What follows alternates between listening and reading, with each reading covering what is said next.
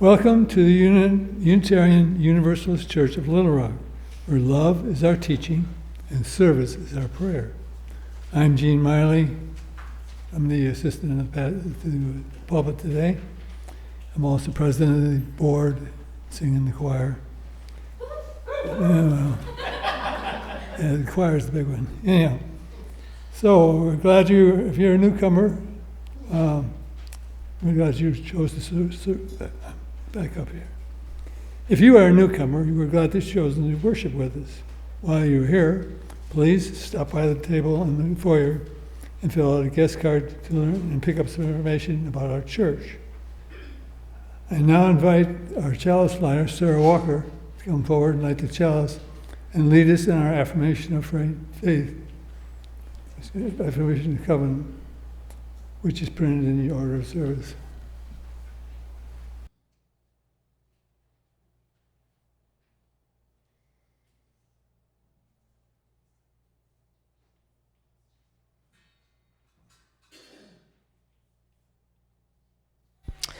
I light this chalice with these words: open our eyes to see what is beautiful, open our minds to learn what is true, open our hearts to love one another. Please join me in saying the affirmation of covenant, saying, love is the doctrine of this church, the quest for truth is its sacrament, and service is its prayer. To dwell together in peace, to seek knowledge and freedom, to serve humankind in fellowship, to the end that all souls shall grow into harmony with the divine. Thus do we covenant with each other.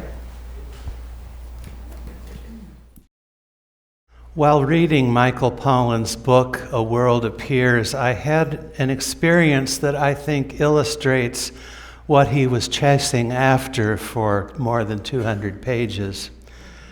As often happens when I'm reading, maybe you have this experience too, I'll come to a passage that triggers a memory or a thought or a feeling, and I look away from the book to follow that thought. From my favorite reading chair, I'll gaze out my front window toward the intersection of 6th and Rock Streets, where both of them are one-way streets. And if during my reverie a car goes by, that can jolt me out of it. For me, it's because I have a sudden sense of potential danger. Was that car going the right way? If they were two-way streets, I think this wouldn't happen. And if I were looking out the window at what was going on out there, it wouldn't happen. If I'm paying attention, I know which way the cars are supposed to go. While in a reverie, I didn't know which way the cars were supposed to go. I have to reorient myself from my inner world back to the world around me. That sense of potential danger is the part of my mind that is aware of the world around me, trying to get my attention. That sort of stream of consciousness is what Pollan was chasing. And he was looking for a scientific description of consciousness by reading about and interviewing people involved in neuroscience. He didn't find one. He found at least 22, none of which commands a consensus in the field. About 3/4 of the way into his account, he turns to fiction. He says there is little in the science of spontaneous thought that novelists and poets didn't already know and describe a century ago, long before anyone ever slid into an MRI machine to get their brain scanned. These writers had nothing to work with but their own powers of introspection, that and the mighty pen. They understood things about the vagaries of human thought that the scientists I was interviewing were just beginning to explore. Now, if you're interested in literature, that section of the book where he explores insights from novels, and especially the stream of consciousness narrative voice, will interest you. Also, if you're interested in AI, you'll be interested in this book. Pollan takes several detours into aspects of AI that I won't pursue this morning. What I want to do this morning is to give you a sense of the journey that writing the book seems to have taken Michael Pollan on. He ended up at a place the philosopher Paul Ricoeur would describe as a second naivete.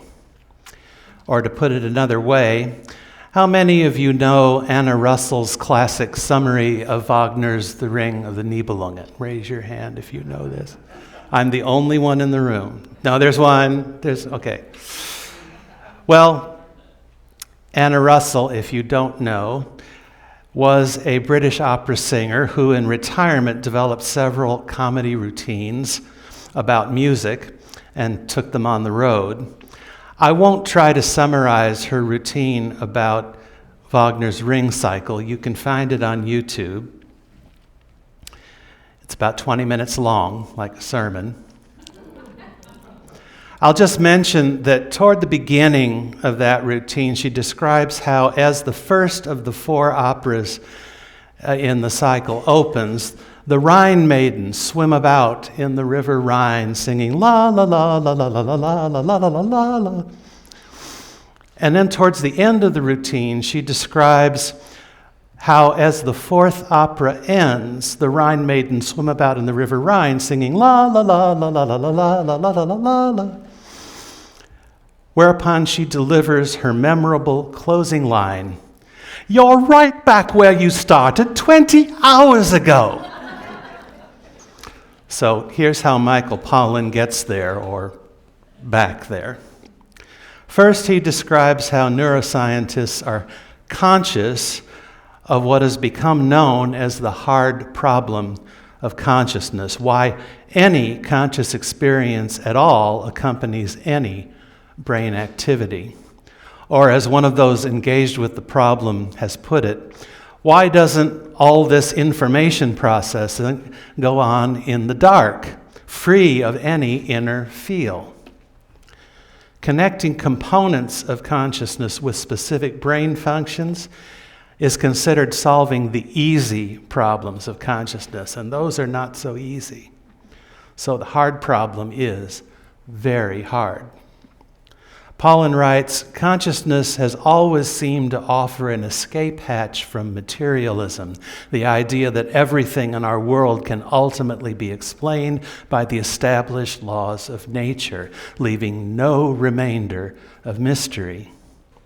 The odd thing is how many of us fervently hope that the mystery will either never be cleared up, or that clearing it up will mean some fantastic new kind of magic. What licenses this hope, he says, is the fact that to date, no scientist or philosopher has charted a plausible path from the intricate gray and white folds of the cortex to the felt experience of a patch of nature. An experience that layers perception and memory and feeling, all that information, with something that seems so much greater than information itself, a purely subjective quality that feels rich beyond words and indelible. The seeming immateriality of consciousness has so far resisted all the tools of reductive science, he writes, and this is what has allowed an aura of magic to bloom around it. A secular version of the immaterial, immortal soul. Theories of consciousness, he writes, have grossly simplified it in order to begin to make some sense of it. Making these reductions and abstractions does have value, indeed is necessary to the scientific project of developing theories. But a problem arises when we forget that's what we're doing. When we mistake our schematic maps for the real experiential territory. Paulin walks through 4 components of consciousness: sentience, feeling, thought, and self. Scientifically speaking, everything alive can be said to be sentient. To be alive is to resist entropy, to hold a form in a universe where, according to thermodynamics' second law, everything wants to wind down.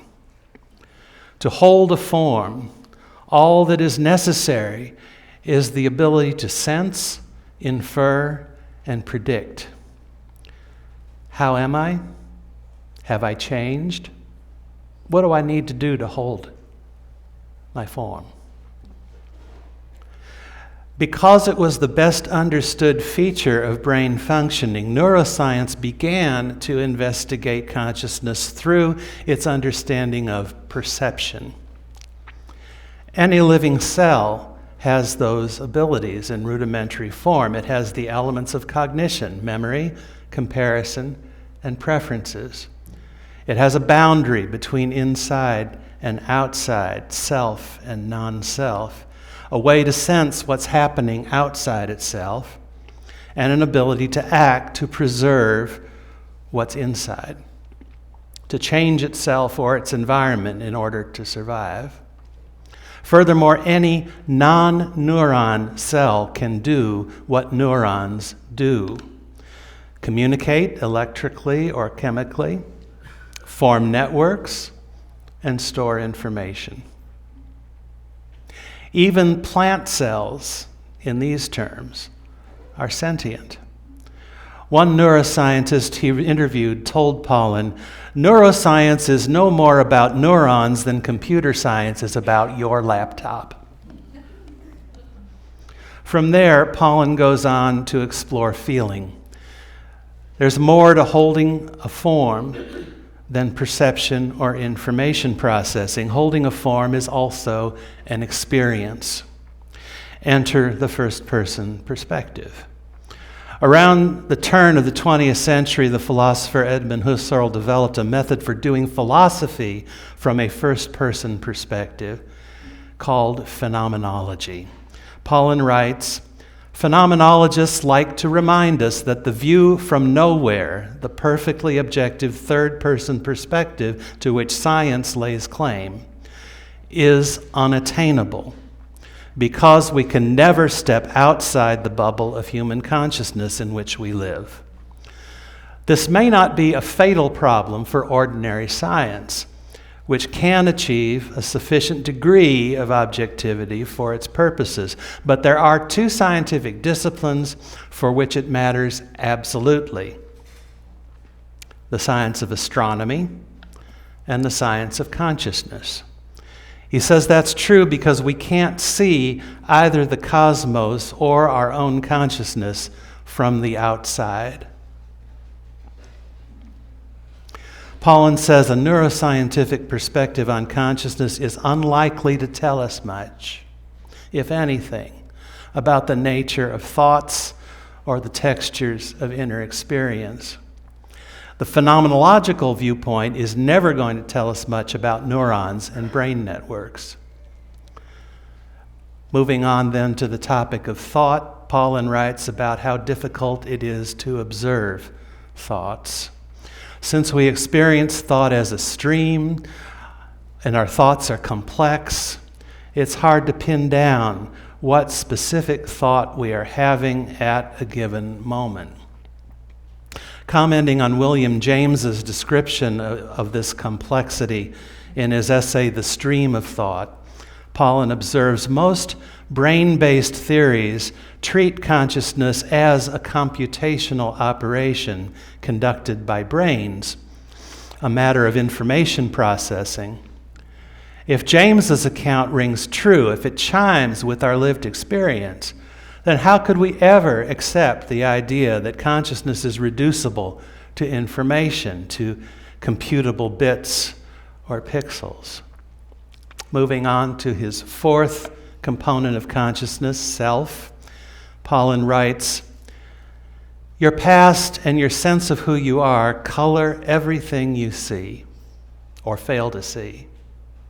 How what you see makes you feel, and the associations evoked by what you see. He says, at this moment, I'm writing these words outdoors, sitting on a screened-in porch of a summer house that has been in my family since I was 10. Everything I experience here, the view of the little pond to my left, the trees shading the porch, the familiar creak of the floorboards beneath my chair, is inflected by my memories of this place. All those other years of writing other words in this very chair. The sum of these inflections is what renders my consciousness of this moment utterly unique and unreproducible, whether in another person or in a machine. He continues, another closely related but often overlooked quality of consciousness is familiarity. A subtle but unmistakable feature coloring my consciousness of this porch and its mental weather as I write. I have looked upon this scene so many times at so many different phases of life, and that by now it is richly layered with memories. It includes at the edge of the pond a low spreading oak that I climbed as a boy. I can picture myself perched on this one twisting limb, suspended over the water. I can remember exactly how I sat on that limb, astride it as if riding a horse. And for a moment, this memory collapses time like a rhyme. I feel as though I am as much the self I was then as the one I am now.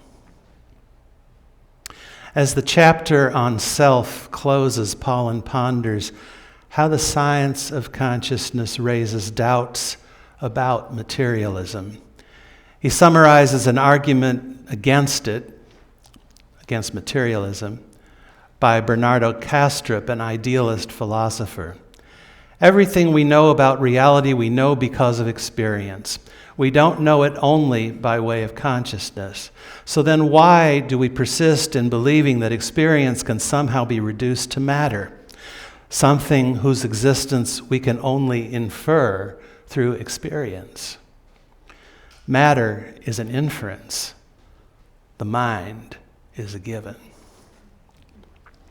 Physicalism, Kastrup says, ultimately fails to explain the only thing we know to exist, which is experience. So we're right back where we started 200 pages ago. I wasn't satisfied with being right back where I started 200 pages ago, and I had a hunch that the next book on my reading list might have something helpful to say about neuroscience, and sure enough, Donald Kalsched's Trauma and the Soul has about 10 pages devoted to neuroscience's contributions to the medical approaches to the inner life, psychiatry, and psychotherapy. Kalsched is a clinical psychologist and a psychoanalyst. His discussion in those 10 pages describes the work of Ian McGilchrist, who is a psychiatrist, neuroscientist, and philosopher. McGilchrist links consciousness and the brain function, those things, through attention. He writes, the brain has to attend to the world in two completely different ways, and in doing so to bring two different worlds into being. In the one, mediated by the right hemisphere, we experience the live, complex, embodied world of individual, always unique beings, forever in flux, a set net of interdependencies forming and reforming wholes, a world with which we are deeply connected. In the other, mediated by the left hemisphere, we experience our experience in a special way, a represented version of it, containing now static, separable, bounded, but essentially fragmented entities like that. grouped into classes on which predictions can be based. This kind of attention isolates, fixes, and makes each thing explicit by bringing it under the spotlight of attention. Now, Paulin lists McGilchrist's 2 major books in his selected bibliography, but only mentions him once in a footnote. Maybe he avoided citing McGilchrist more because so many other neuroscientists dismiss his methods because of his critique of the modern scientific mindset as too left-brain dominated, out of touch with lived experience. But McGilchrist's view of consciousness seems awfully close to Paulin's. Paulin's closing chapter contains a description of his experience during a solitary retreat in New Mexico, arranged for him by the founder of a Zen center in Santa Fe, whom he calls Roshi Joan. His accommodation was a simple, rustic structure called the cave. For longer and longer stretches, he writes, I was simply here, being, with no thought of the past or the future. To my surprise, these moments of simple and more or less selfless consciousness did not occur when my eyes were closed. Now it was when my eyes were open that the stream of thought stilled and pooled.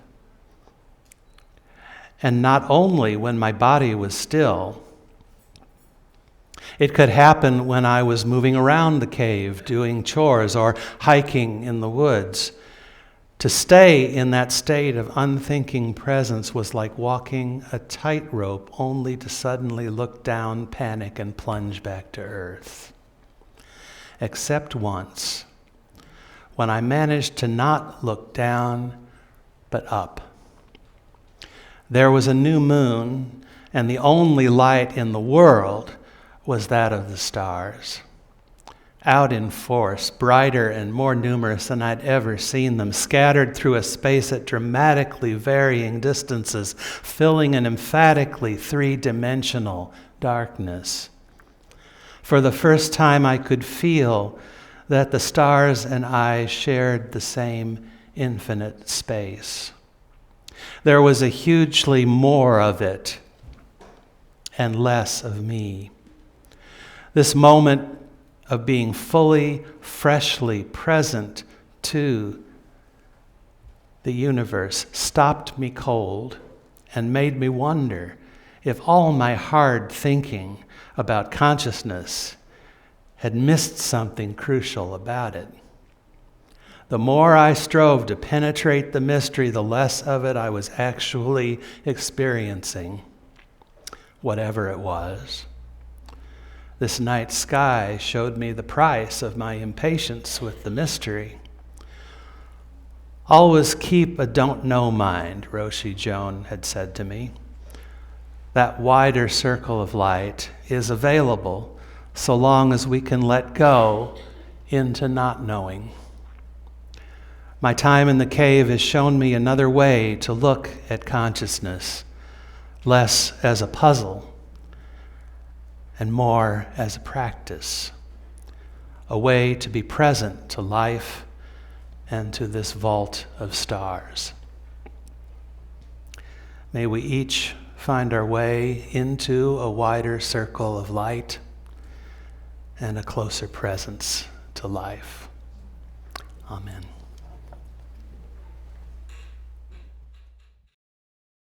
I invite you to remain standing, and I invite Sarah back up to extinguish our chalice as we join together in our closing words, saying,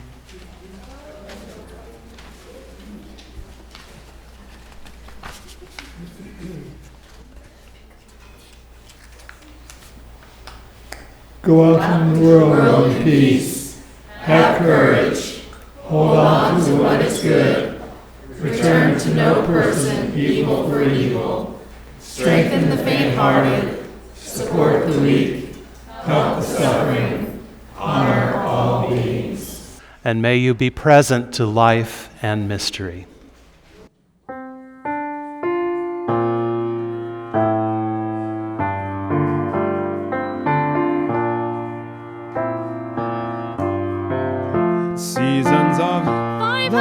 525,600 minutes. Seasons of 525,000 moments so dear.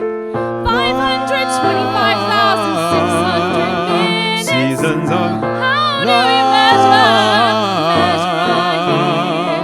In daylights, in sunsets, in minutes, in cups of coffee, in inches, in miles, in laughter, in strife, in 525,600 minutes. Seasons How of do you measure a year in the life? how about Oh, you got to remember the love. You know the love is a gift, the love of love. Give love. measure in love? Measure your life in love.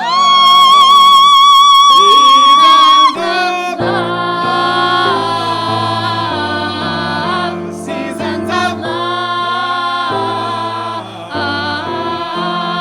Love. Love. Seasons of